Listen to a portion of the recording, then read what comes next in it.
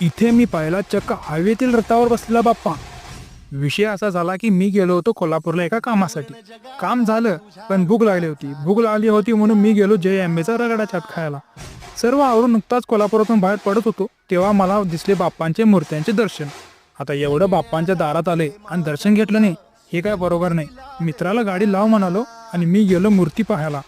बाप्पांची विविध मनमोहक रूप पाहून माझी मन बहरूनच आली. संपूर्ण जगाला तुझ्या रूपाचा रंग दिला देवा, सगळ्याला प्रेमाच्या तुझा सुगंध दिला देवा.